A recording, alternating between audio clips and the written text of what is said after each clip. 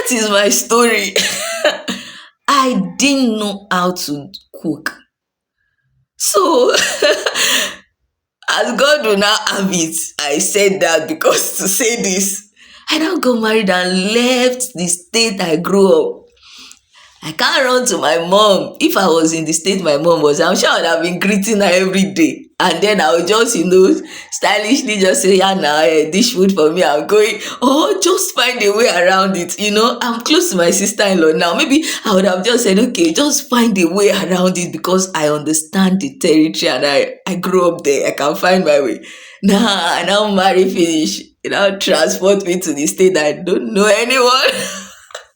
So I remember the first day when my husband resumed work, he went to work. Of course, I like to eat biscuits. You know that red cabin that time. I don't know if we still have it now. That red one cabin biscuit. I'll just buy it, get milk, and just eat and start reading my book. I love to read. So when my husband went to work, I went to get cabin biscuit. I ate and just enjoy my life.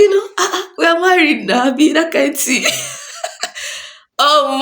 I checked time 3 p.m. My husband also come out from work.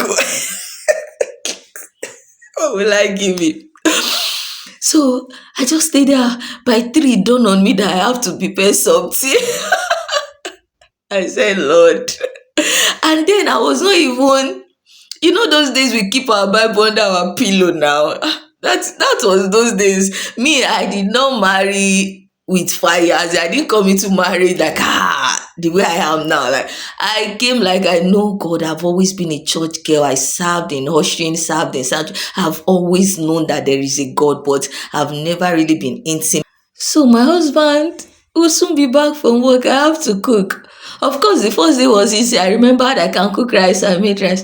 But as time goes on, I struggled. My God. Thank you, Jesus. I struggled. I will go to the market. I'll go to YouTube.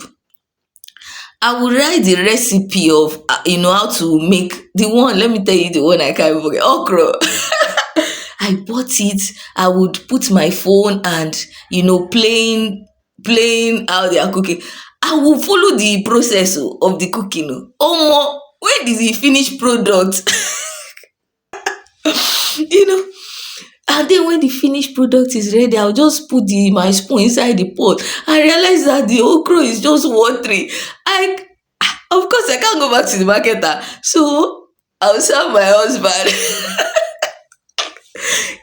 He will eat anything I give him, he eats. But one day we were discussing and he said, I can't forget, he said, that when he likes a food, he always asks for more. That is how he started. He said, but anytime he did not ask for more, it's because he don't like the food.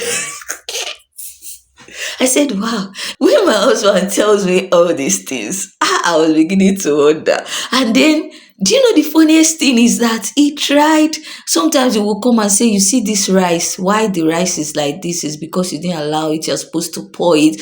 And then when he's telling me those things, now, I have this, I'll be like, what do you mean? That's I know. Instead of me to just learn.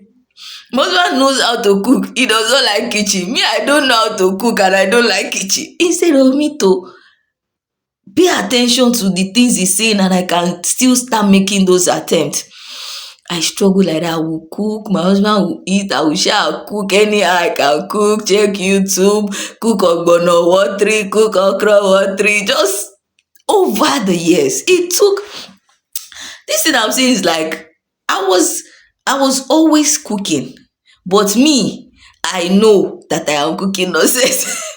So as I begin to grow, and like my Shiloh testimony, I have the video on my page.